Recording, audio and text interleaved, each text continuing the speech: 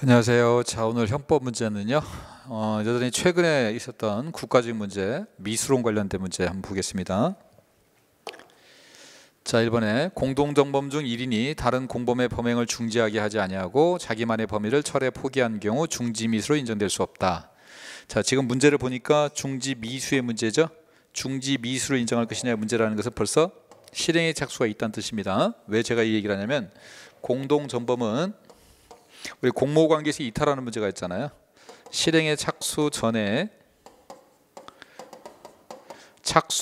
이탈하면 이건 공모관계에서 이탈돼 버린 겁니다. 그럼 공모관계 이탈되기 때문에 공모엔 책임을 지지 않아요. 그래서 공동정범이 안 되죠. 요건 되는데 지금 이 사례 같은 경우는 중지미수로 물어보고 있다는 얘기는 실행에 착수했다는 거예요 지금. 그럼 실행에 착수를 했기 때문에 미수냐 기수냐의 문제를 또 원하는 건데, 일단 우리 공동정범에서 실행에 착수해버리면 이탈하려고 해도 중지미수가 되려면 뭘 해야 되죠? 결과를 방지를 해야 됩니다. 결과 방지를 해야지 자기 혼자 이탈했다고만 해가지고는, 자기 혼자 철회 포기한 것만 가지고는 중지미수가 인정될 수가 없어요. 그래서 이거는 지금 착수 후기 때문에 지금 미수를 논하고 있잖아요. 그렇기 때문에 이거는 결과 방지를 해줘야만 미수가 될 수 있고, 그렇지 않으면 이거는 기수가 돼버립니다. 그래서 1번은 맞고요. 2번에 불능범과 구별되는 불능미수의 성립 요건인 위험성은 행위자가 행위 당시에 인식한 사정을 놓고 일반인이 객관적으로 판단한다. 우리 판례 추상적 위험설이죠. 우리 제가 구행일 추행묘라고 했죠. 추상적 위험설이기 때문에 행위자가 인식한 사정을 가지고 판단합니다. 추행. 다만 판단은 항상 구체적 위험설이나 추상적 위험설 일반인이 판단하는 건 똑같아요. 이게 하여튼 행위자가 인식한 사정만 놓고 판단한다는 거. 그래서 우리 판례 입장 맞고요. 3번에 갑이 A에게 위조한 예금 통장 4번 등을 보여주면서 외국 회사에서 투자금을 받았다고 거짓말하며 자금 대여를 요청한 후 A와 함께 그 입금 여부를 확인하기 위해 은행에 가던 중 범행이 발각될 것이 두려워, 이렇게 되네요. 자, 이게 장애미수냐 중지미수냐의 문제죠. 이 중지미수냐의 문제는 자의성을 갖고 논하잖아요. 자의성 학설이 많이 있는데 대표적인 것만 하면 주관설, 객관설, 주관설 다 합힌 절충설, 이 세 가지 정도 일단 좀 기억하시면 되는데, 이 객관설은 외부적 사정이냐 내부적 사정이냐라고 따지는 거고요. 주관설은 이 내부를 갖고만 따지니까 주관설이라고 합니다. 다만 이게 윤리적 동기냐 윤리적 동기가 아닌 기타 동기냐라고 따지는 겁니다.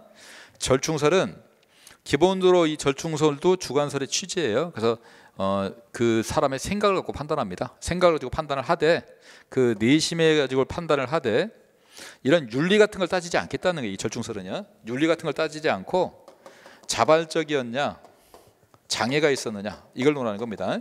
그래서 객관설은 외부에 드러난 사정이 있었느냐, 외부 사정 때문에 그러느냐를 따지는 게 객관설이고요. 주관설은 마음속의 생각을 갖고만 따지는데 그게 윤리적인 거냐 아니냐라고 따지는 거고요. 절충설도 마음속의 생각을 갖고는 따지는 건 맞지만 주관설처럼 윤리적인 문제를 따지는 게 아니라, 이게 객관적으로 일반인의 판단에 의했을 때 이게 장애가 될 수 있느냐 아니냐를 따지는 거예요. 장애가 될 수 있는 거냐, 아니면 자기가 장애가 없는데도 자발적으로 하는 거냐, 요걸 따지는 게 이겁니다. 이건 자율적인 거냐 타율적인 거냐 따지는 거예요. 객관설은 외부 내부, 주관설은 윤리 비윤리, 절충설은 자율 타율, 이렇게 논하는 겁니다. 근데 우리 지금 다수설리는 이쪽이죠. 판례도 거의 이쪽으로 보는 게 맞죠. 자율적이나 타율적인을 따지기 때문에 이게 자율적인 거냐 장애가 있었느냐, 발각될 게 두려워서 했잖아요. 이건 장애가 있어서 하는 겁니다. 그래서 이거는 당연히 장애미수로 가야 된다 이겁니다.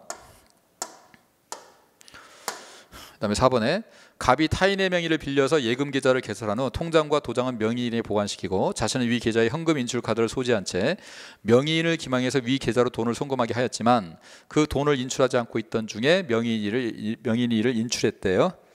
자, 사기죄의 미수냐 기수냐의 문제죠.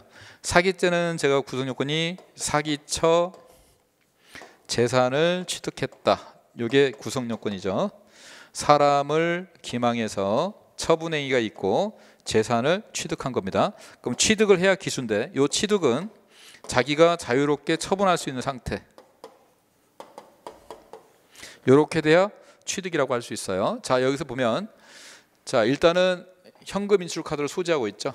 현금 인출 카드를 소지하고 있기 때문에 언제든지 돈을 뺄 수 있습니다. 다만 명의인이 빼가 버렸죠. 결과적으로는 자기가 돈을 못 뺏긴 하지만 어쨌든 이 카드를 소지하고 돈이 딱 송금됐으면 바로 자기가 뺄 수 있는 상태가 됐다는 겁니다. 이거는. 그래서 이거는 미수가 아니라 기수예요. 기수. 자, 그래서 우리 저 문제는 뭐 어려운 문제는 아니죠. 4번에 이건 장애 미수가 아니라 이미 현금 카드를 소지하고 있기 때문에 돈이 딱 들어올 순간 뺄 수 있는 상태가 됐다는 겁니다. 자유롭게 처분할 수 있는 상태가 됐고 취득으로 볼 수 있기 때문에 이건 미수가 아니라 기수다. 그래서 답은 4번이 틀렸습니다. 자, 수고했습니다.